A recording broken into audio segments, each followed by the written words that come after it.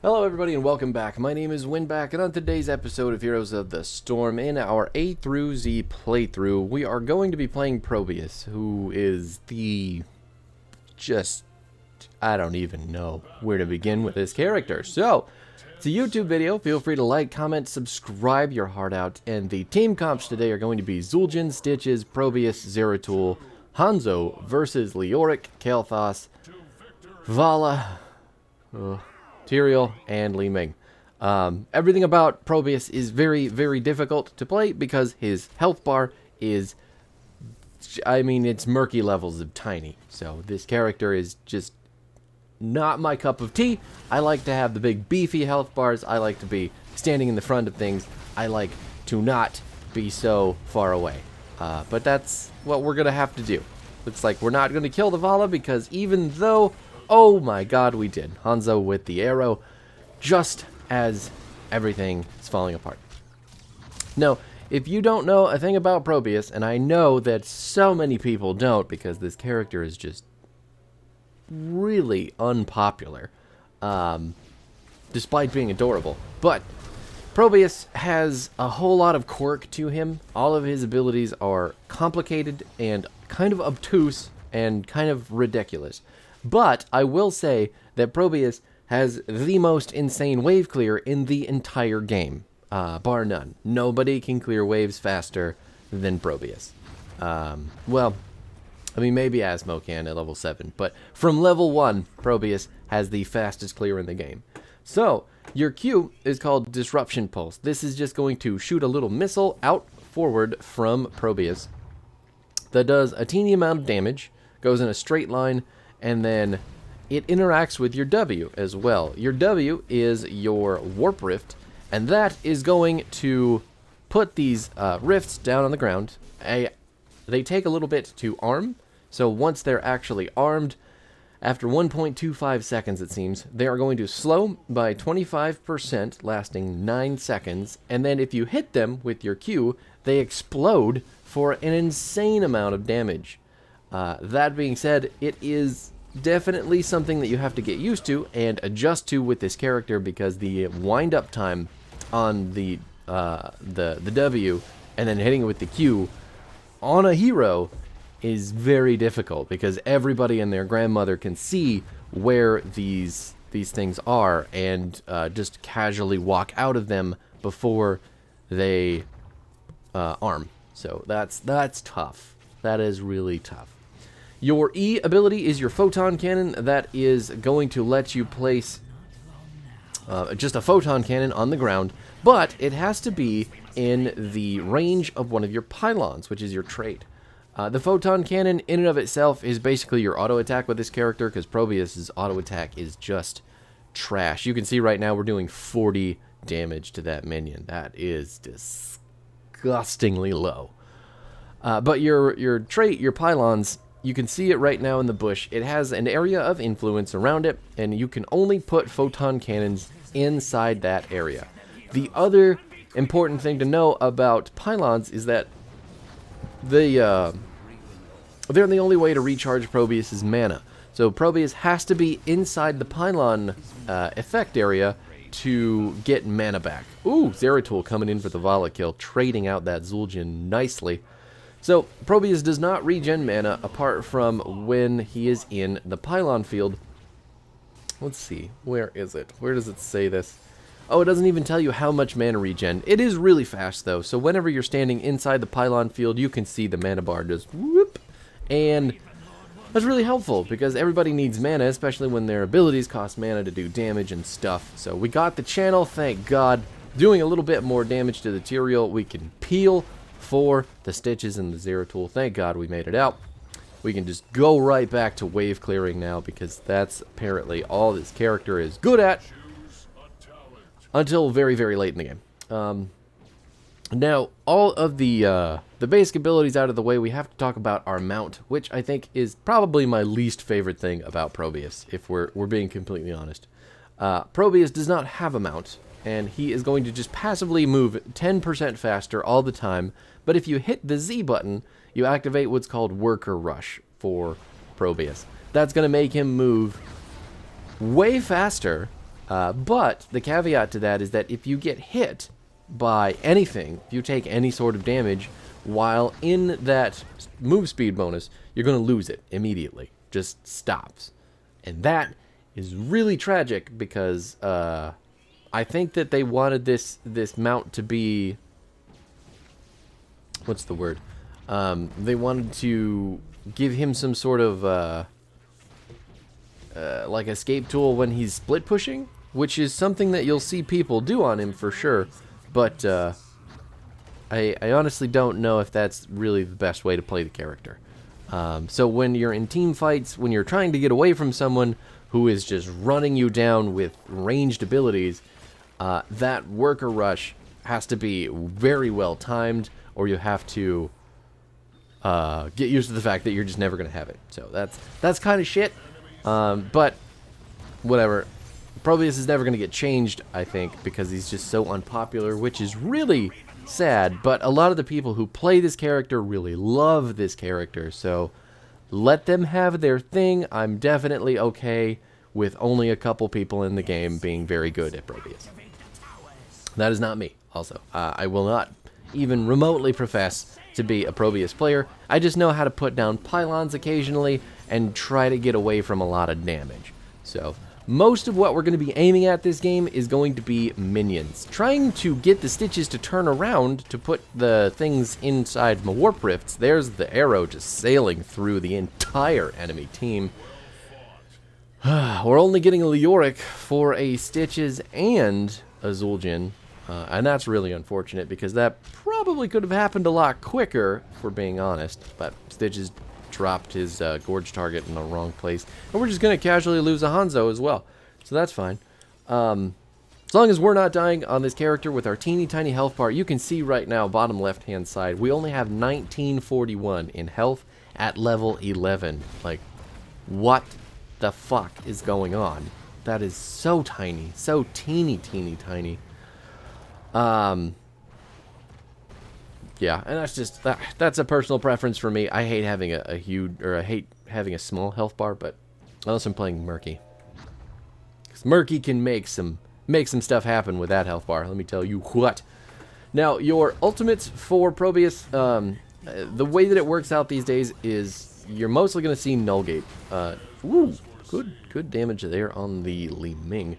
Nullgate, though, is going to offer you a pretty substantial amount of CC in its slow, and it doesn't do a lack of damage either. The other ultimate is Pylon Overcharge. Pylon Overcharge is just going to make your pylons do damage, but a lot of the teams I was playing against when I was playing this character were very, very, very mindful of my pylons and trying to kill them. So Pylon Overcharge, really, you have to get at least 2 pylons set up, and the enemy has to be engaging into you for them to do a lot of good damage. So if you're not on a map where there's objectives that your team will just set up and fight over, then I don't think Pylon Overcharge is going to do a whole lot for you. We missed the Nullgate completely while Leoric just walks through with that March of the Black King. I don't think that there's anything that we're going to be able to do to stall this out too hard, but we can keep putting photon cannons down. We can keep dropping pylons. Ooh, stop healing off of me. Okay. Well, there's the judgment. We got the Zeratul dead. We got him killed because we could not kill that Leoric fast enough, and he got judged. Now, I'm going to talk to you about the build. I'm also going to tell you, as a disclaimer, that this is just the build that worked the most for me in these games. I don't actually know what the Probius build is because I don't really have the best understanding of how this character works. Mainly because I don't know how to land the abilities consistently, but there's a Nullgate for you. You can see that massive slow going off. Kael'thas is going to die and the Vala is going to go with him. Thank God. I'm just going to clear this camp because I don't want to be anywhere near any more team fights, and there's no objective to fight over, so I am a little bit worried about just random damage coming my way.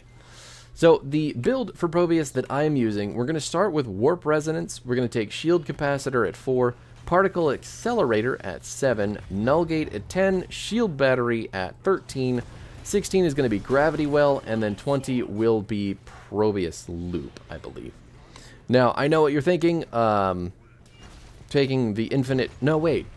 This is a game where we'll be taking the grill, the infinite null gate. But typically, I do like Probius Loop better. All memes aside, I think the null gate infinity is great, but on maps like this, when you're not an ARAM, it is very difficult to keep those pylons alive. So yeah. But if you make it to 20 and you can make that thing happen, I mean, go for it, man. It's really good. Really, really good. Especially if you can get like 4 null gates set up at once, because the cooldown is very short on it. It's both hilarious and super effective for combating minions and pushing. So that's, you know what I'm saying? You follow. You're picking up what I'm pyloning. God. Alright, so level 1 is a quest, Warp Resonance. After hitting 8 heroes with Warp Rift explosions, we're going to increase the damage by 100. And then once we hit the full 15, we're going to get 3 charges of our Warp Rift instead of just 2. So baseline, you get 2, but if you complete the quest, you get 3. I know, that's so much area control. It's nuts. Look at how well those Warp Rifts are just covering that choke point on the bottom side of the map there. Like, that's really good. Our damage numbers are not going to be huge this game. I'm going to go ahead and tell you now, because most of the damage that we're doing to heroes only happens during the objective fights, and if that is not happening, all I am doing is clearing waves, because that is the easiest part of Probius, and arguably the most efficient. Just, boom, the whole wave is dead, there's just a couple minions lagging about, so you can tell, it's pretty fucking good. Now, the next talent we've got here at level 4, all these talents are survivability talents. So the reason that I take Shield Capacitor is just because it's the one that requires the least amount of brain power. And then that 10% max health in shields effectively makes our health bar quite a bit larger. So we've got 2,700 health instead of 2,400 health, which is a significant increase. That's maybe 1 or 2 more Vala auto attacks that we can tank if we ever get in range to get those on our face. But, yeah, it's just more survivability. I also kind of like turbocharged, but it, again, it's just kind of making what I feel like is a bad ability better. Because Worker Rush is on a 30-second cooldown, you can drop it to 20, you can have it effectively do more, but still, if you're getting hit while the Worker Rush is going, then it's a wasted talent, it's a wasted ability. Damn, that's a lot of damage. Right. And then Photon Barrier, always going to be very good, especially if you're building something like the Photon Cannon build.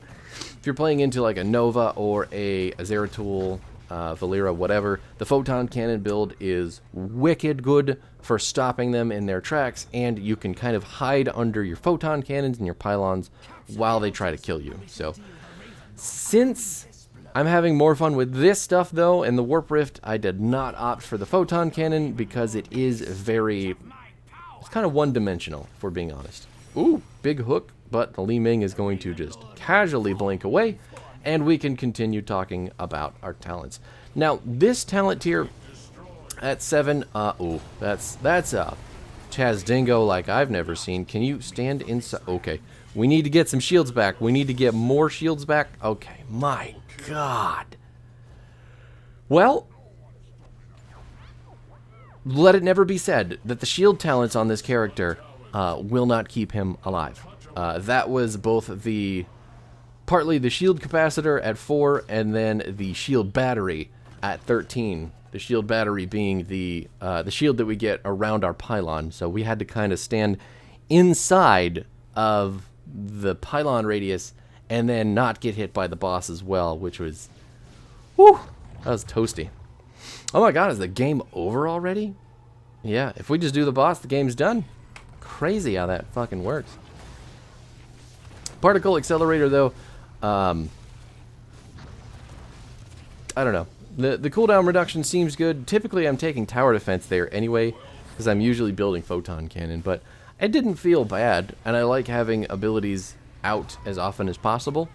On top of that, Gravity Well at 16 really holds people in your warp rifts more effectively, so you can land more damage. And then, like I said, at 20 we just ended up taking the infinite warp gate because why not, right? I'm just gonna go out on a limb here. I didn't die, but I guess I soaked less than Stitches. Wow, I did less damage than Stitches too. I guess Stitches just has better roam and clear than I do. I did all the 21 core damage done. Damn. Anyway, I know that was kind of an abrupt end to the Probius video, but really, that's kind of how I handle the character anyway. I need to play it, get it out of my system, and then move on to the things that I enjoy, because this character is definitely not my cup of tea at all. But again, Warp Resonance, it's going to be Shield Capacitor at 4, Particle Accelerator at 7, Null Gate at 10, Shield Battery at 13, Gravity Well at 16, and then Gatekeeper at 20 is what we picked up this time. And I'll see you guys tomorrow. I think we're done with the memeing this week with Probius. Though I could be wrong because I don't really remember what's after this. Anyway, I'll see you there. Hopefully it's fun.